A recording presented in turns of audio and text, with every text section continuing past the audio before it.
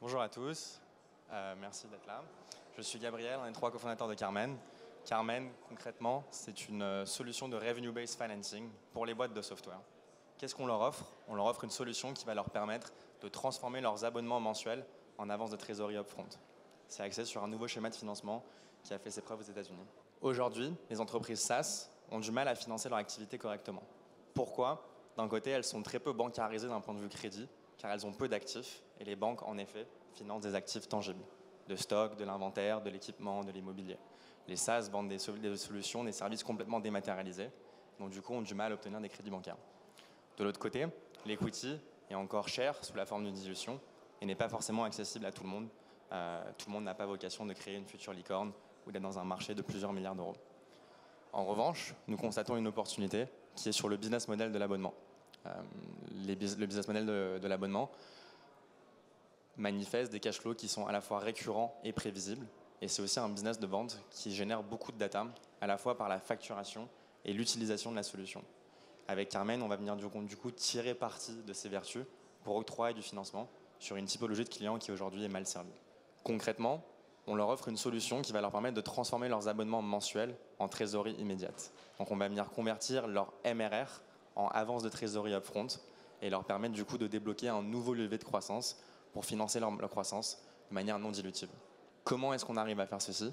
C'est qu'aujourd'hui, les acteurs du crédit traditionnel regardent des KPIs et des ratios traditionnels. Un bilan, un compte d'exploitation, des liasses fiscales, qui sont malheureusement pas représentatifs de la qualité d'un business SaaS aujourd'hui. Avec Carmen, on vient s'intégrer nativement par API à la data pertinente, alternative, qui va nous permettre d'underwrite ce modèle.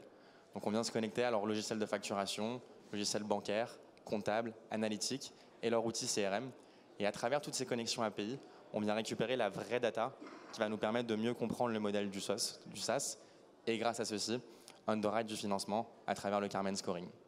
Concrètement, le produit de Carmen, c'est donc un produit qui va permettre aux SaaS d'accélérer leur croissance avec du capital de croissance non dilutif, accessible et beaucoup plus rapide. On peut financer nos clients en moins de 48 heures, alors que les banques et les investisseurs sont beaucoup plus longs. On est beaucoup moins cher qu'une solution dilutive. Notre processus est complètement digitalisé par API, alors que forcément un partage de liasses fiscales et de documents est beaucoup plus lourd. Et c'est une source de financement, est un schéma de financement qui est démocratisé pour tout le monde et pas que pour les futures licornes de demain. Merci beaucoup pour votre écoute et voilà, nous étions Carmen. Est-ce que tu peux nous parler des concurrents et comment vous vous différenciez? Bien sûr. Donc il y a 2 types de concurrents, les concurrents étrangers, à l'image d'acteurs américains qui s'appellent Pipe et Capchase, qui eux ont inventé le modèle aux États-Unis. Et il y a ensuite 2 concurrents en France, un qui s'appelle Silver, qui est sur la verticale des e-commerçants. Donc ils font quelque chose de très similaire, mais pour les e-commerçants, où ils leur permettent de financer leur campagne marketing. Nous, on se focalise uniquement sur les boîtes de SaaS pour leur permettre d'avoir une distribution bien plus spécifique et targetée. Ça se négocie à combien la décote d'un abonnement quand vous l'achetez? Bien sûr, donc ça dépend forcément du risque sous-jacent. Une boîte plus risquée forcément aura une décote plus importante, mais c'est de l'ordre de 8 à 14% par an annualisé, sachant que forcément c'est un coût qui est variable en fonction du risque et de la durée du prêt.